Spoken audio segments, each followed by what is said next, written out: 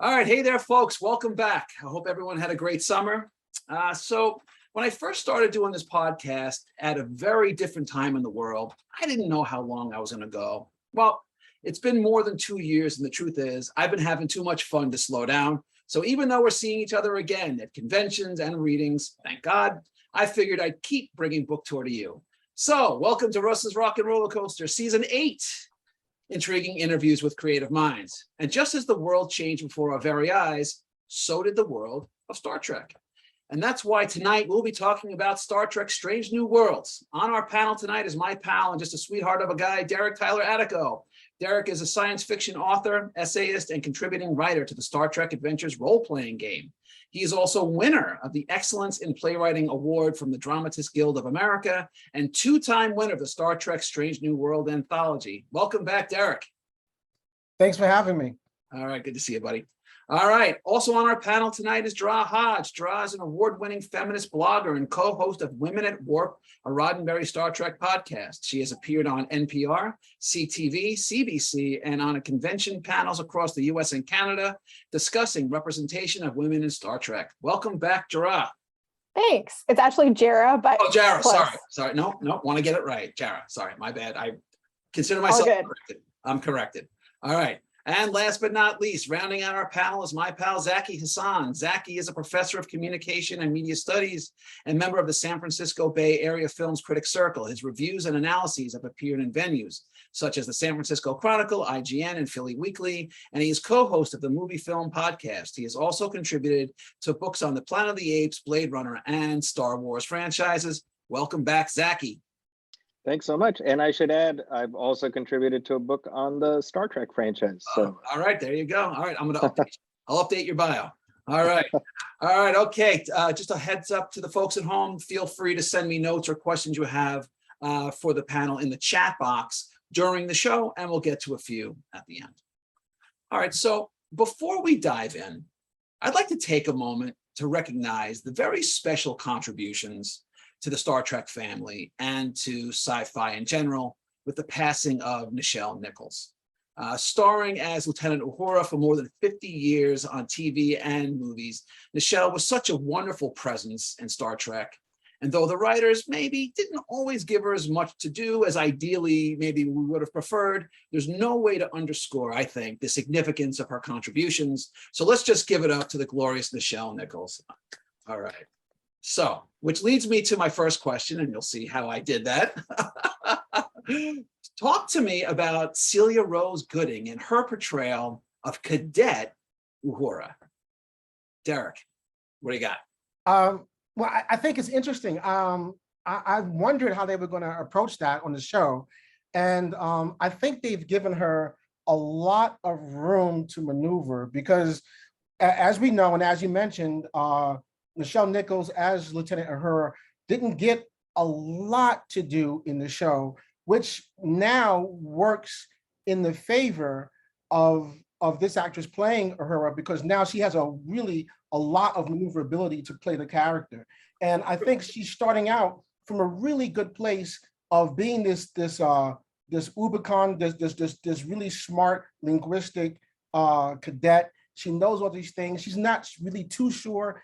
Not to spoil too much, but she's really not too sure if she wants to be in Starfleet. She's learning her way. We know where she winds up, but it's that kind of space in between, and we get to see, how this young woman becomes this adult and this force to be reckoned with. That's a lot of maneuverability for a young actress. So I'm excited to see where all that goes. That's a good point, actually. I hadn't really thought of it that way until you just said it, because, unfortunately, Nichelle didn't get as much to do, but it does actually clear the space. So there's almost not as much canon to sort of mess with.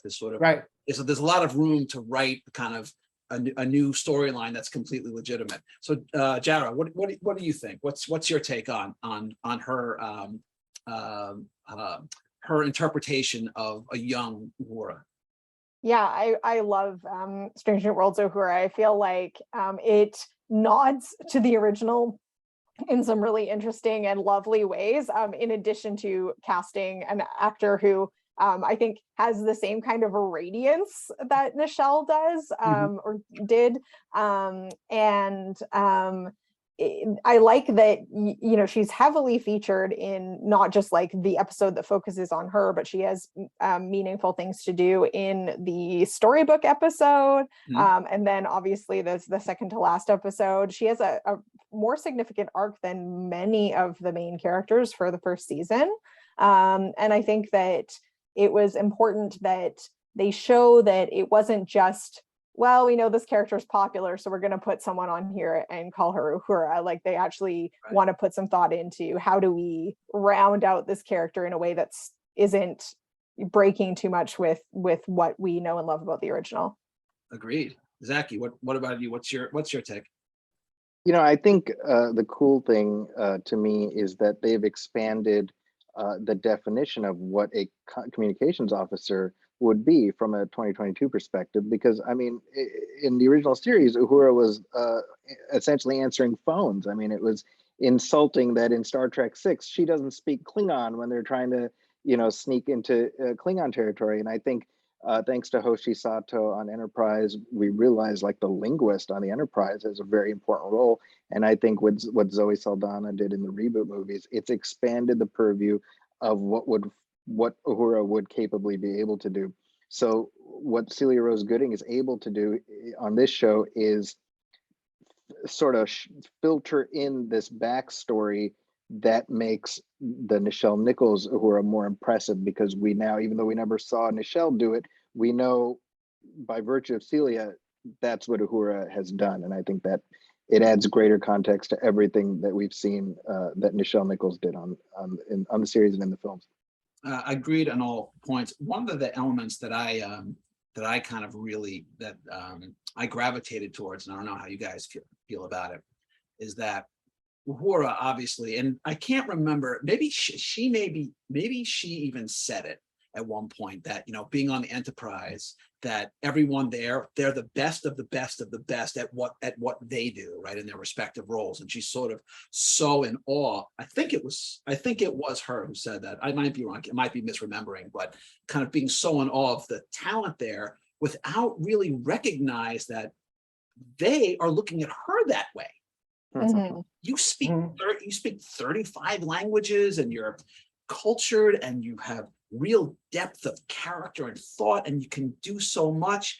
And she is not, it's weird. It was sort of like, it was almost sort of like, she almost had a cockiness that she didn't even realize that she had. It's almost like she took for granted this ability to, you know, speak all these languages, interpret these languages. And to her, it's like, well, of course, that's just kind of what you do. And everyone else is like, how do you do this? And I kind of just love that sort of, it seemed to be almost like a coexisting moment where she was incredibly self-aware in some ways, and yet utterly not unself-aware in other ways. And which speaks to sort of how many people are. We don't see ourselves the way other people see us, and we rarely see ourselves in totality. And the fact that she's sort of like, well, I don't know how to, you know, when she kind of went in rotations and she doesn't know how to do stuff, she's like, I don't know how to do, I don't know what button, no, I don't know what button to push. Tell me what button to push, right? And she's learning, and that was really great, because that's how you sort of get in you know, that's how you become well-rounded, right? Learn how to do lots of things. She has this naivete. Yes. That's charming, actually. I thought it was, I mean, personally, I have to say, I thought she was absolutely spectacular. Just really just, Jarrah, you said it right. She had this radiance that it's just, you're just like the camera loves her. You are just drawn to her. She has presence and magnetism and poise and depth. I think, I mean, talk about pitch perfect casting. To me, that's a 10 out of 10 as far as I'm concerned. All right, so to a certain degree, I would argue almost every incarnation of Star Trek rests upon the shoulders of the Starfleet officer occupying the captain's chair. Anson Mount as Captain Pike got a semi-run in Discovery, and now an entire season of Strange New Worlds. I actually had the chance to talk to Anson a bit at Shore Leave a few years before he did, before Strange New Worlds aired. He's an intense and dedicated actor, and he loves Star Trek. Yet his arc, which has already sort of been mapped out, he's got this clock tick, tick, ticking in the background, always with him. He knows his fate, and it ain't pretty. So I know that there's a lot to unpack here with him, as his arc is central to the season. Talk to me about Pike. Jarrah, what do you got? What do you think? Yeah. Okay. So I love Pike and I love Anson as Pike. But I'll just get my main issue out of the way, which is I think that Pike's story in the original series was at the time acceptable, but has some like pretty serious issues around ableism and this idea that like disability is worse than death.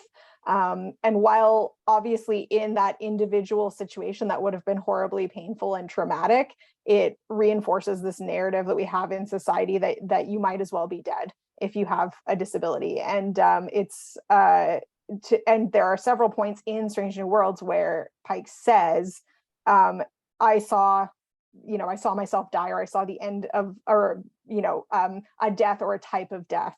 Right. And no one counters that. So I get that, he's on the beginning of his trajectory as a character over the course of this series, and some of his views may shift, but I had an issue with that narrative being reinforced in the show without like another character potentially giving another perspective to that, especially when we had another character like Hemmer that could have potentially given a bit of counter example. Which he did with Uhura. Yeah. Right. That's fair. I think that's fair. Zaki, what do you think?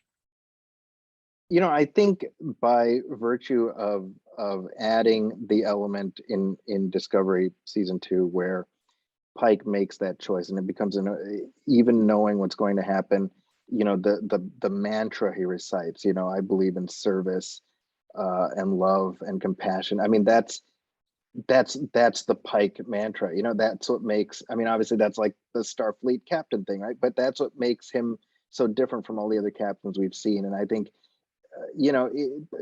as envisioned originally, Captain Pike was just the name of the captain. And, okay, we couldn't get him back. We couldn't get Jeffrey Hunter back. So, okay, let's get Shatner in there. And he was essentially playing a version of whatever they'd envisioned, right? Like, Shatner brought something to it.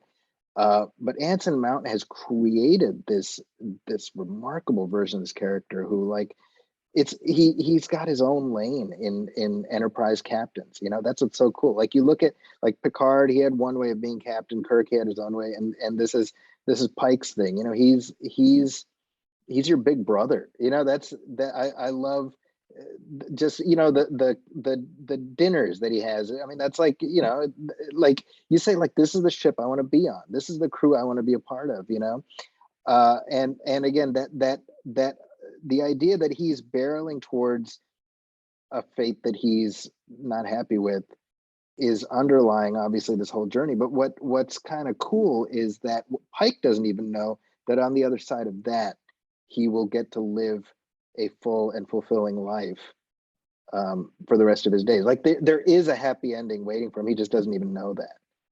Or at minimum, there's the potential for a happy ending, because we don't know. Well, we know that when he goes and lives, with on what's the name of the planet? Athena, Telesphore. Thank you. Yeah, like he's gonna live out his life, and he'll have some semblance of whatever he hoped he'd have. And actually, just they established on Discovery that Vina is like his one true love. Like, they established that he has feelings for her that make his return to her something that will be meaningful for him. It's fine. I forgot that. That's right, from Discovery. Okay, I forgot that. Yeah. Derek, what do you think?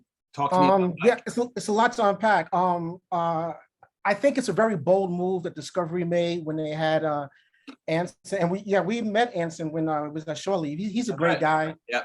He knows science fiction. Mm-hmm. He knows Trek very well. He's interested in writing, which I think is phenomenal.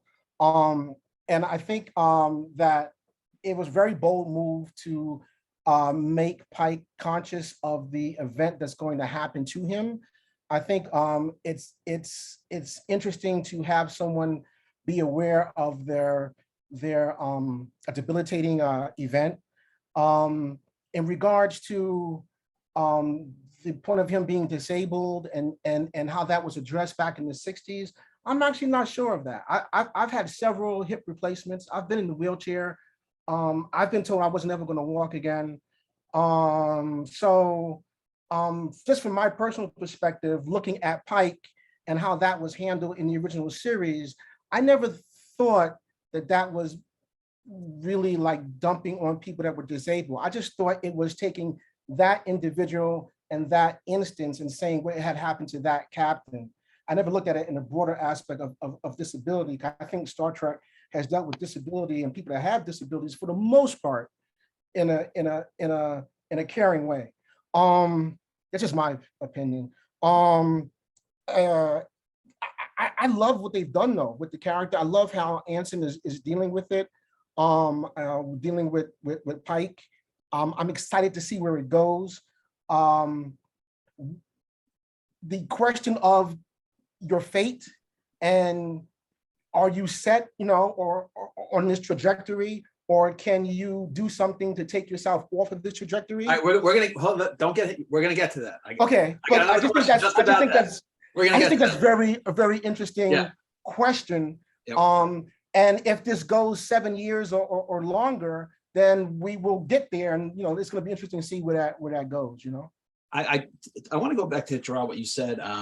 I think you're right. I kind of have mixed feelings about his sort of knowing that he's going to be horribly injured.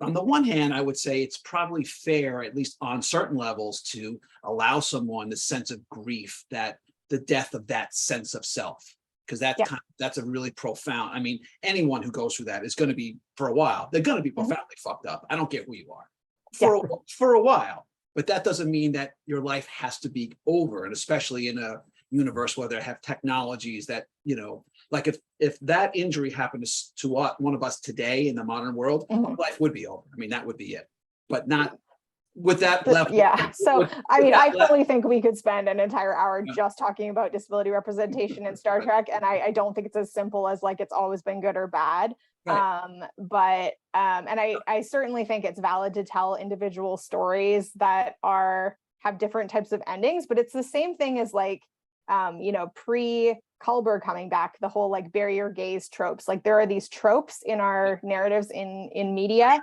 and even if like that story is valid individually, if it's not complemented by some alternate narratives, then like people who don't have those experiences can just like take away that as kind of their default reaction to those types of situations in the real world. That's actually where I was headed next, is that I agree with you that I just think that on one hand, it's valid to allow for some space for the grieving of that loss of self. However, I would have liked to have seen a little bit more of the counter of, look, this is, assuming this really does come to play and that happens, that will be horrible in lots of ways. However, there's still the possibility for so much more for you after that. Yeah, and you also don't want to do the flip thing and make it like you're an inspiration, right? That's another trope that's overly simplified. I think like what it comes down to really is we need more disability representation in Star Trek in general, and so that we have more different types of narratives of what that means. Right. And we also don't want the like, oh, guess what? We're going to put you in an android body and you're going to be the same Pike again. Because we want you to be Captain Pike for the next 40 years, right? All right, but anyway, so let's go. So maybe even more so, this is in the Star Trek, universe, maybe even more so than Kirk. Mr. Spock is about as Star Trek as you could possibly get. So what's your reaction so far to Ethan Peck's interpretation of our favorite half human, half Vulcan? And as part of your assessment, what do you think about his relationship with Nurse Chapel? Zaki. I think the addition of Nurse Chapel to this show was the one that I initially, when I heard about it, I was like, I don't know about that, and partially because I thought their relationship was this way, like we tend to treat this stuff like canon revealed from on high, but of course they were making it up all as they went. And first of all, in terms of what Ethan Peck is doing, as soon as he was announced, when I saw his picture, I was like, oh, this guy, like this for Discovery. I was like, oh, I like this. I heard his voice. I was like, oh, this is good, you know? And I like, again, kind of the same with Discovery season 2 is almost like Strange New World season 0, you know, Right. like it set so much of this stuff in place. And what I think is really cool is by weaving in the backstory of Michael Burnham being his sister and all that, like, to me, all of that has added this texture to not only what Ethan is doing, but what Leonard Nimoy did previously. Like that, you know, one thing I've said in the past is that the great thing about Star Trek is it's a tapestry that's woven forwards and backwards. So you can make something that's set earlier that adds new meaning to stuff in the future, you know. And so for me, in the '09 movie, you have Leonard Nimoy Spock telling his younger self, you know, this friendship, it's going to define you. You don't even know how important it's going to be. And in Discovery season 2, right before Michael Burnham leaves, she tells Ethan Peck Spock, she says, you have to find that person who's the most opposite of you. You have to hang on to them because you don't even know what that's going to bring you. And you realize Nimoy Spock is telling himself the same thing his sister told him because Michael didn't exist in that. You know what I mean? Like, this is new texture.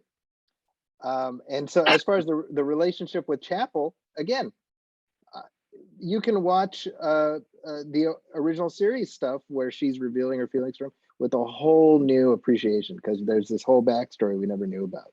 All right, Jarrah, what do you think? What do you think about this iteration of Spock? Yeah, I really like it. I think it's you can really feel it's very Spock in progress. And maybe that's partly because we are so familiar with Spock later on. And so I don't think we're meant to think he has, I mean, of course he doesn't have everything sorted out. We can see that in his relationships and the way that he is still navigating social situations at work. So I like how they're kind of exploring that. And I agree with Zaki, like, I mean, there's interviews with Majel Barrett where she talks about how she, you know, Chapel was her least favorite character to play because she just felt like she was going around kind of mooning after Spock and it was kind of pathetic. And it kind of was. And so when I saw there's Chapel, I was like, oh, okay, I guess. But like was definitely the character that I was the most pleasantly surprised by. She's super badass and you can see how she would develop feelings for Spock that you know is not necessarily in a way that comes across kind of as sad, but just kind of like oh, that makes sense, that tracks. Yeah, she's not just like the fawning, you know, oh no. Spock, and that's all she does. She's like, no, she's like, you know, it's Spock or no Spock. Like, you know what? I'd have her on my crew any day. She, like you said, she's badass. Absolutely. All right, Derek, anything to add? First of all, Ethan is crushing it. I mean, it's just ridiculous what he's doing with the character. He has made this character his own and stepped into it easily. We met him also at Shore Leave, and he's just an impressive human being, and he's just doing a phenomenal job as Spock. I think the actress playing Nurse Chapel, it's really different from what I expected to see as a Nurse Chapel, but it's Nurse Chapel at the same time, which is so interesting to me. But as excitement, I can't say I'm that excited. I'm like, she's a great character. She's her own self. She's definitely a badass and a firecracker. But the most excited I've been in Spock relationships has been to Pring, because that relationship is just loaded with so much material, and you know where it's going, and it's such a loving, interesting relationship right now, right? But you know where it ends up, and I'm like, these people are trying to make it work. They love each other, but you know where it ends up. So I'm really excited for that. I did like their Freaky Friday body swap one. Yes, that was you know, I mean, you know, we've seen this in lots of movies and TV shows before, but I got to tell you, they did it. I thought they did it really well. Yeah, it was a lot of fun. All right, so Derek, we're going to get back to what you were talking about before. So in the second episode, Children of the Comet, the key issue at heart was the idea of fate versus self-determination, right? Eastern philosophy kind of loosely stated is let it happen, whereas Western philosophy loosely stated is make it happen. Here, the crew was forced to decide which was the best approach. How do how did you like how they handled it? How did you like how that played out?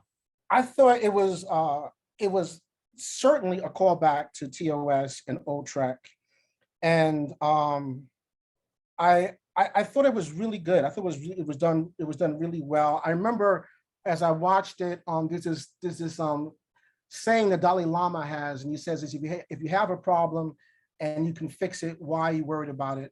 If you have a problem and you can't fix it, why are you worried about it? You know, Right. And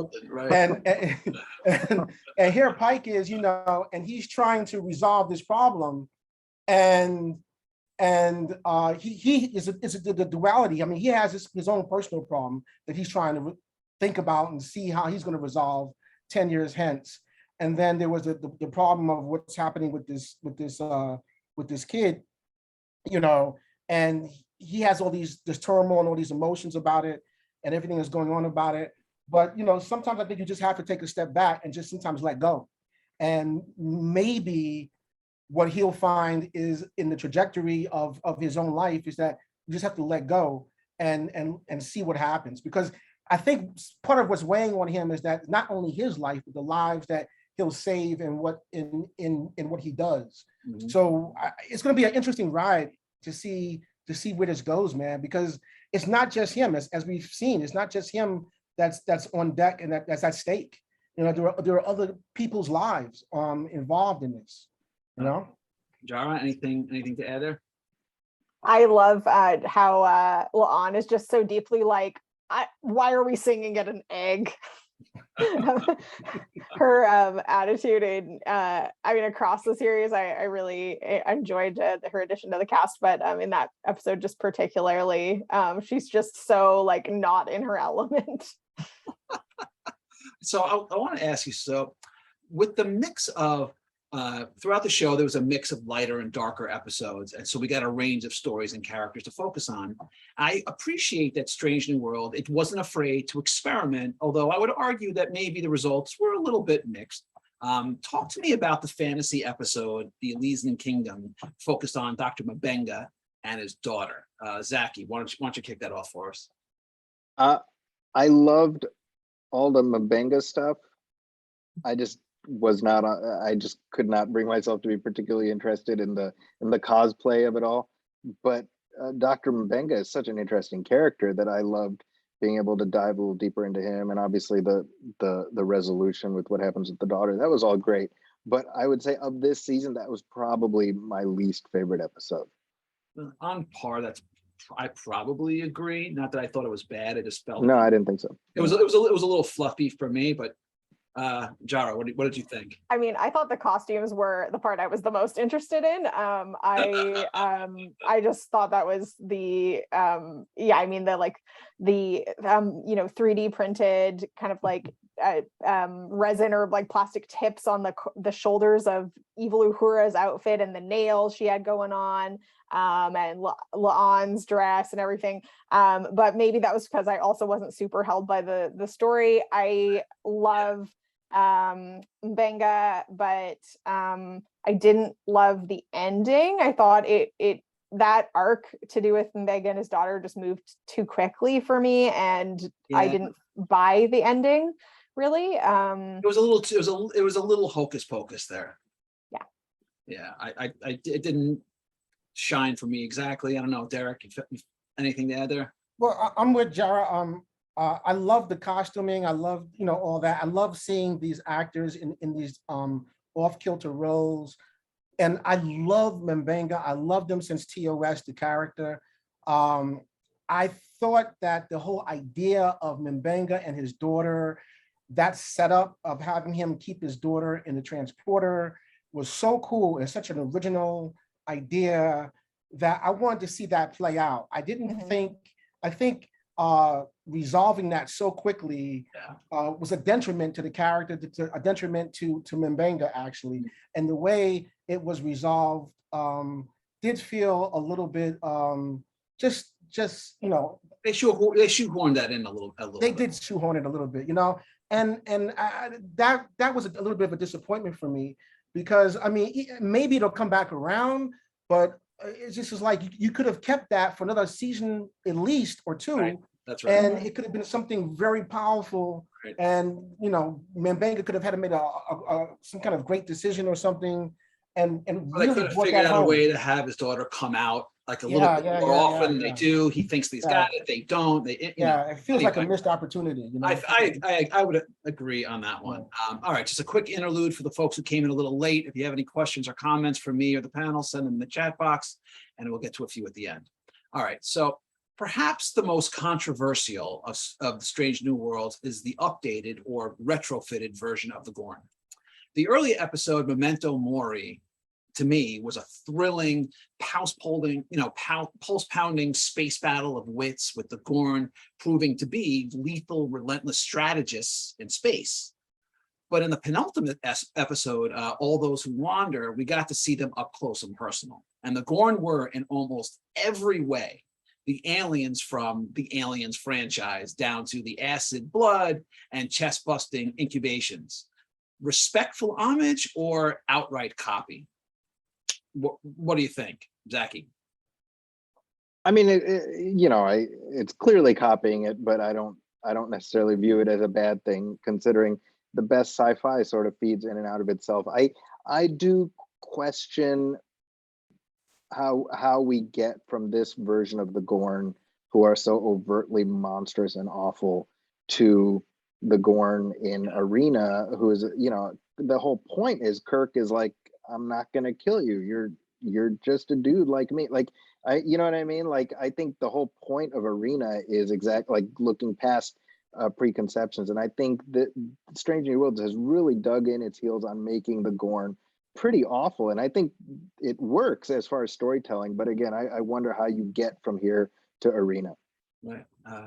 Derek? Yeah, same. I'm sorry, you said Jarrah? I'm sorry. Oh, no, sorry, I'll go. Ahead, jump in. I feel the same way, but I do always love when Star Trek does body horror. I feel like no one's really done it super well since Voyager. So I'm here for it, even if I have some reservations about the story. Yeah, Derek? Back in like dating myself, but back in like 1998, 99, I wrote a practice novel, next gen novel using the Gorn. And, they are reptiles, right? So reptiles don't have to be looking just one way, folks. There's lots of different reptiles on our planet. So there can be lots of different types of Gorn. They could be the slow moving ones. There can be chameleon Gorn. It can be the ones that these people are seeing. There's a species. So there are thousands of, there could be literally thousands of different types of Gorn. And so I think, and I would hope that's what they're saying on Trek. It's not just one slow moving Gorn that we're seeing. We're seeing, we're seeing glimpses into the Gorn species. And if that's the case, heck yeah, let's do that. And I would hope that a franchise like Trek is obviously, at least in my opinion, making an homage to Aliens, because nobody is thinking that, it's got to be an homage to Aliens, at this point, so. They even had like the Newt character. That wasn't. Right. It was even a new character, and the writers are probably in the writing room and they're like, yeah, let's come on. It's a perfect moment. Let's do it. And it's a little tongue in cheek, but it's like, okay. I was okay with it. Because I knew what it was. I had like a couple of different thoughts there, and I want to ask you about it, because I'm sort of kind of like you guys. I'm a little like, my head's in a couple of different places. Like on the one hand, it was interesting. So when first we see like the little chest busters and those little critters, they'll kill you, but they're this big. But then later, right, it was almost like a mix between like a dog and a crocodile, right? Like it was growing, but you saw the face. And I was wondering, sort of like, as time goes on, do they go from like this more like rabid state, and as they grow, do they kind of become more quasi-humanoid and that happens? Or is this just, this is this kind of savage version of the Gorn, and maybe there's various other versions of it? But in either case, though, what I couldn't wrap my head around, at least at that moment, was if they are these like little critter, violent, savage, rabid monsters, how do they like build and fund and fly spaceships? Like, I don't know. It was really like a rabid dog doesn't fly a spaceship. I mean, I don't think. I mean, I don't know too many who do, but what do I know? But anyway, it was but the body horror I thought was great. I mean, it was really some crazy stuff, and it was intense. And I'm glad, and I like to see the mix of the light and the dark on the show. All right, so we got a couple minutes. I want to talk real quick about some of the other characters we haven't mentioned. We just mentioned La'an a little bit. Talk about her, Ortegas, who cracks me up, and Una, and also Hemmer. So Zaki, just feel free to jump in and riff. What do you think? Talk to me about the rest of the cast. I think Una is probably the character who I'm most excited to see really developed and fleshed out in such an interesting way. Not only because, I mean, she didn't even have a name, you know, in the cage, but it's like, this is, I feel like the best role Rebecca Romaine has ever had, and it's such a chance for her to stretch. She's such a great actress, and I just the Una Pike relationship is so unique among all the Trek captain first officer relationships that we have, you know. So it's just been a pleasure to see her develop, and I love her friendship with La'an, where they're doing the Enterprise bingo and stuff. It's just fun. It's different, you know. And it's like, yeah, Star Trek can be fun. I miss this, you know. Yes. Jarrah, what do you think? Yeah, I also wanted to talk about Una a bit. I think that I'm also really excited to see where she goes. I think there was one thing I was a bit confused about in this season is the scene where she finds what everyone calls her, where fun goes to die, because my sense from Discovery and from the show is that actually she's fairly fun, and maybe that's just the contrast with La'an being like even less fun. But I found it hard to buy that she had this reputation as someone that like could not have fun. I do buy that she's super hyper competent, and I also really appreciated the Illyrian storyline, which is a nod to the novels, and her background in the novels. It's also I think gave us one of our few kind of societal message moments of the series where there's a moment that speaks to, you know, the idea of, does a minority only deserve respect if they're exemplary, or do they deserve respect just for being a person? So I thought that was a really powerful scene. Yes, agreed. Derek, any thoughts about the cast? Yeah, I like Una. Rebecca Romaine's killing it. She's not my most favorite character, if I'm being honest. I mean, and I guess it's because she's killing it, because she's doing a phenomenal job. But as interesting characters for me, it's got to be Ortega. I love her because she's just like totally against anything I expected to see on Star Trek. And she's a pot, you know, she's piloting the ship, and just her attitude is just so cool. And then La'an Noonien Singh, I mean, like, that's blowing my mind. She's great. Just to have that kind of a character. I think she's and the history behind that, you know, that's coming to fruition at some point. Yeah. So those two characters just on the Enterprise, just the history of Noonien Singh on the Enterprise is like, what? So yeah, that's what's got me excited. Yeah, I thought actually Ortegas, who I love, she is just great. Yeah. So to me though, she's sort of like she's like the Strange New Worlds version of I keep forgetting her name. From Disco in the engineering room. Reno. Yes. Right, they have the same kind of like very dry, but they're like they're not like, they don't come across as being like typical like regulation Starfleet, right? They kind of shoot their mouths off, dry sense of humor. They bust some balls sometimes. They're snarky. I think she's great, and I love the fact that on the bridge that you have someone who can like throw out a little of those like little jabs and, you know, those little one-liners, and Pike just kind of like oh, all right, that's right. Or he dad jokes back, or speaks in a pirate voice. That's right. That's great. Right. Okay, so Strange New Worlds, unlike most of the current iterations of Star Trek, is episodic. there's a little bit obviously of through line throughout the series, but we were basically getting the adventure of the week. So what do you think? So what do you think about doing it that way? And what's your one, if you had one takeaway on Strange New Worlds, what is it? What's it going to be? We'll start with Jarrah. I enjoyed the episodic format. I think that it's nice to have a variety across the Trek franchise, and we are truly blessed to have so many options. I don't think that like one type of format is better than another. I think they have different types of pros and cons. One pro of the episodic format is it means you can kind of pick it up one week and then miss the next week and then pick it up again, and you're not going to be too lost, but maybe you don't get the same amount of depth of character or plot in any one given situation. And I think overall, I really enjoyed this season, but I feel like in terms of the messages of the episodes, there was a lot of individual messages, like the messages that Hemmer talks to Uhura about and the messages that Lon learns. But I think other than the Illyria episode and the very first episode with the discussion about war, there wasn't a lot that was risky in terms of messages about our society today. And I think that's something that Star Trek has always done and should be doing, and I would like to see more in season 2. All right, I'd buy that. Zaki. Just to echo what Jarrah said about, there is so much variety in current Star Trek, which is kind of nice.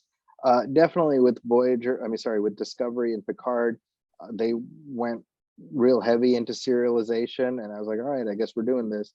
But when they announced that Strange New Worlds would be more of a Planet of the Week format, I was like, oh, okay, I'm ready for that too. Like it's time. It's been since Enterprise since we had that. So I do like the variety, and I like where they've landed, where you have an A story that wraps up in the episode, but you have B and C plots that continue on. I think it allows for an enriched viewing experience if you stay with it, but you get some degree of closure with each episode, which I think is so important. What really, for me, I think the cast, there's a chemistry among all of them that just makes me excited each week whenever a new episode drops, and it's just nice to be back on the Enterprise again. For sure. Derek, what do you got? I agree with Jarrah and Zaki. I think the episode of the week format really works well, and as opposed to the third line. Also, I was just thinking that this is 10 years before Kirk, and it's really good storytelling. Nothing is being repeated. It has its own space. All of the stories that are being told, nothing feels old. Everything feels fresh and new. I was fearing that it would step on other stories or other characters, but not at all. Everything feels totally unique unto itself. So I'm happy with it as it is. All right, right on. All right, for me, it's by far my favorite of all the new Treks. I would argue that it has the strongest first season of all the first Treks, just because that's just what appealed to me. Love the characters, love the variety, and had a great time with it. Okay, that was great, but now it's time for a special segment on the show where we spin the wheel. On the wheel are 7 possible categories, which I created especially for this panel. Wherever it lands is what you get, and the categories are Reporting for Duty, Crew Stew, Future Imperfect, Mr. Spock's Day Off, Pike's Peak, Trektastic Voyage, and Enterprise Bingo. All right, Zaki, you're up first. You ready? Let's do it. All right, what do we got here? All right, and you got, I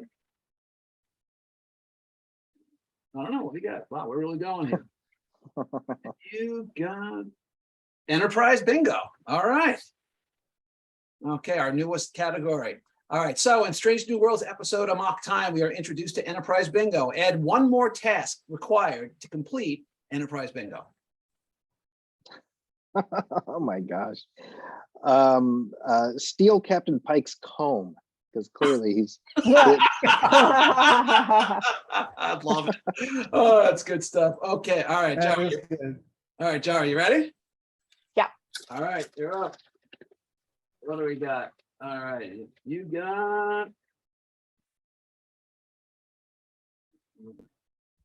Okay, round and round. Crew stew. All right, so you assemble a new crew of 5 Starfleet officers to helm the new Enterprise. You can only pick one character from a single series, animated included. What's your crew? Okay, so I'm picking 5 for a bridge crew Yes, and any series, but only 1 per series. 1 per series. That's right. All right. Let's go with Saru, Uhura from Strange New Worlds.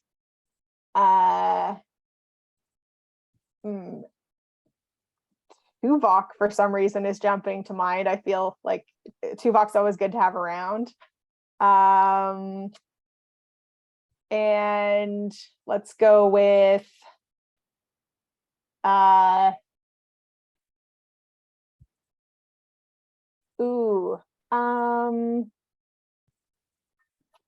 Ortegas. And oh damn, I can't pick 2 per series. I could pick original series Uhura though, and Ortegas from Strange New Worlds. Oh, look at you being sneaky. I love it. And I feel like I have one more. One more. And so I'm gonna pick Dr. Crusher. Okay. All right. I probably could have honestly thought about that like all night and so. Okay, fair enough. I will be thinking about that all night. All right, Derek, you're up. Okay, here we go. All right, what do we got?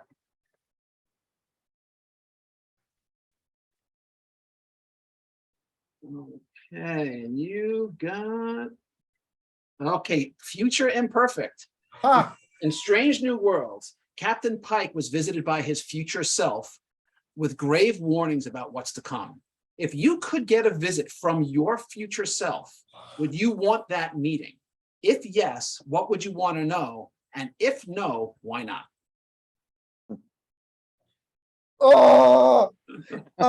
Yes, I'd want to know because no, yes, no, yes, I want to know because yes, I want to know because then I could make adjustments. If it's bad, if it's good, then I could go towards it, I guess. Oh, that's a hell of a question, man. That's a good one though. All right. So you're on the fence. Okay, so that was awesome. But now it's time where we're going to pick your poison. I've got 3 choices for you, A, B, and C. I'm not going to tell you what's on each card, but I will say that they're all Star Trek themed. So we're going to start with Derek. Which do you pick, A, B, or C? With me? Yeah. B. B. All right, writer's room. Okay, so even though we're getting an incredible amount of new Star Trek these days, it never feels like enough. If you were invited into any of the writers' rooms for the current or future Star Trek shows, what piece of advice would you give to them about Star Trek, or what request do you have of them? Oh my gosh. Wow, that's a great question. I think a lot of what they're doing is really great. I would say keep going forward in regards to representation, keep being bold, push new boundaries. I would like to see Star Trek take more risks than is already taken. I'd love to be a part of that. But I would love to see it take more risks because it's Star Trek. And I think we as a viewing audience expect to see Star Trek on the forefront of science fiction. And I would love to see Star Trek in that mantle forward, taking those risks. That's what I would like to see. All right, fair enough. All right, Zaki, you're up next. So you got A or C? I will pick A. A. All right. So A is, what do I got? You are Truth Serum. Okay. I'm strapping you to the chair and giving you the injection. I'm going to ask you 10 Star Trek questions. Answer quickly. You ready? Okay. Okay. Favorite Star Trek show? Deep Space Nine. Favorite captain? Kirk. Top three favorite Star Trek movies, but they don't have to be in order. Wrath of Khan, Undiscovered Country, Star Trek Beyond. Okay. Star Trek character who you wished had gotten, hang on. The Star Trek character who you wish had gotten or you would still like to see get a more complex storyline. Jonathan Archer. Okay, you need to get down to the nearest planet, shuttlecraft or transporter? Transport. Tribbles or Book's cat, Grudge? Grudge. Okay, you can get assigned to one of two stations on the Enterprise, the bridge or lower decks. Which one do you pick? Bridge. Okay. Would you be willing to take the Kobayashi Maru test? And if so, how do you think you'd do? Would I be willing to? Yes. Well, sure, as long as I can cheat. No cheating. In that case, I'd probably not do well. Okay. All right. You ready? Last one. Any book, movie, TV show, favorite Star Trek moment? Oh my gosh. Favorite Star Trek moment.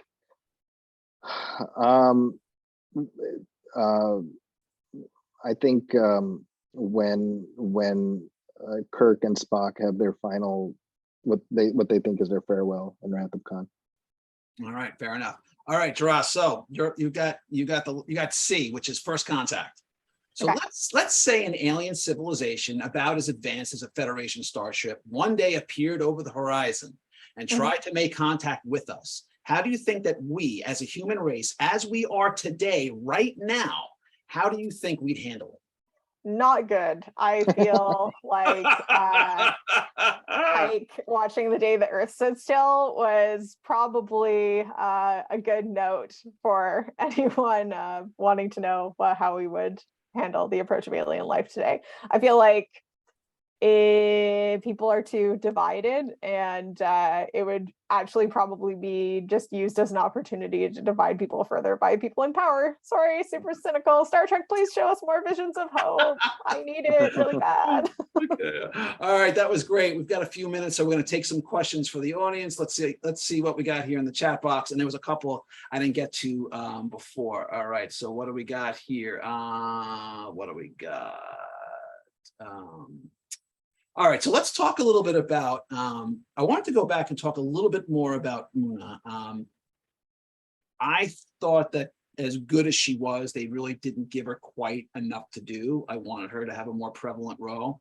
And how did you feel about leaving her on that cliffhanger with her being, taken away in handcuffs as a kind of a final shot? Was that just what's your initial reaction, Jarrah? What did you think?